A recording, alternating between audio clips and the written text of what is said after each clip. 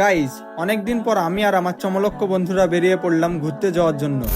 আজকের ডেস্টিনেশন এমন একটা জায়গা যেটা নাম শুনলে ইতিহাস বইয়ের কথা মনে পড়ে যায়, মুর্শিদাবাদের হাজারদুয়ারি। আজ সারাদিন আমরা কি কি করলাম আর কি কি দেখলাম সবকিছু তোমাদের দেখাবো, তাই ভিডিওটা শেষ পর্যন্ত দেখতে থাকো। প্রথমেই আমরা চলে গেলাম বেলডাঙ্গা স্টেশনে। সেখানে গিয়ে টিকিট কেটে নিলাম। টিকিট তো কেটে ফেললাম, কিন্তু ট্রেনের জন্য অপেক্ষা করতে করতে মনে হচ্ছিল ট্রেনটা বোধহয় হেঁটে হেঁটে আসছে। ফাইনালি অনেকক্ষণ পর ট্রেন চলে এলো আর আমরা ঝটপট উঠে পড়লাম।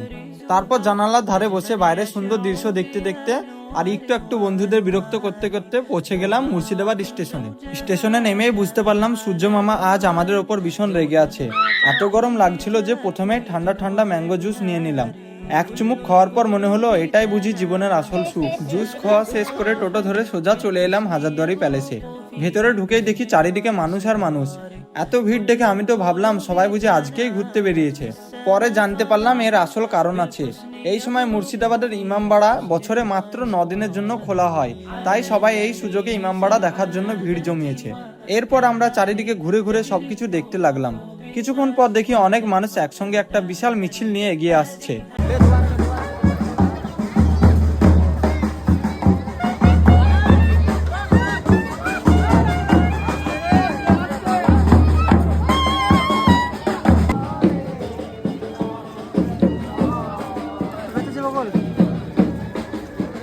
মিছিলটা ধীরে ধীরে পুরো রাস্তা ঘুরে ইমামবাড়ার দিকে যাচ্ছিল, আর চারপাশে দর্শকরা সেই দৃশ্য বেশ উৎসাহের সঙ্গে উপভোগ করছিল। আমরাও সবকিছু ভালো করে ঘুরে দেখলাম, কিন্তু এত হাঁটাহাঁটি আর গরমের পর আমাদের অবস্থা তখন ব্যাটারি লো মোবাইলের মতো হয়ে গেছিল, যে কোনো সময় বন্ধ হয়ে যেতে পারে। আর ঠিক তখনই আমার এক বন্ধু এমন ক্লান্ত হয়ে গেল যে সে চেয়ার খুঁজতে খুঁজতে শেষমেশ সরাসরি মাটিতেই শুয়ে পড়লো। ওকে দেখে মনে হচ্ছিল ইতিহাস দেখতে এসে নিজেই ইতিহাস হয়ে গেছে। কিন্তু গরমে আর একদম ভালো লাগছিল না, তাই টিকটকারদের সেই বিখ্যাত ম্যাজিক ব্যবহার করলাম। আর রাতের বেলায় হাজারদুয়ারির ভিউটা দেখে তো আমরা একেবারে অবাক। মনে হচ্ছিল ভুল করে কোনো বিদেশি কান্ট্রিতে চলে এসেছি। চারিদিকে আলোয় ঝলমল করছে পুরো প্যালেস। এত সুন্দর লাগছিল যে ক্যামেরায় যতটা দেখা যাচ্ছে সামনে দাঁড়িয়ে তার থেকেও 1000 গুণ বেশি সুন্দর লাগছিল। কিন্তু আনন্দ করতে করতে কখন যে ট্রেনের সময় হয়ে গেছে সেটা বুঝতেই পারিনি।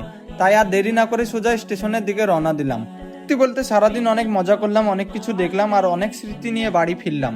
যদি ভিডিওটা ভালো লেগে থাকে তাহলে একটা লাইক করে দিও, আর এরকম আরো ঘোরাঘুরির ভিডিও দেখতে চ্যানেলটা ফলো করে রেখো। দেখা হবে পরের ব্লগে।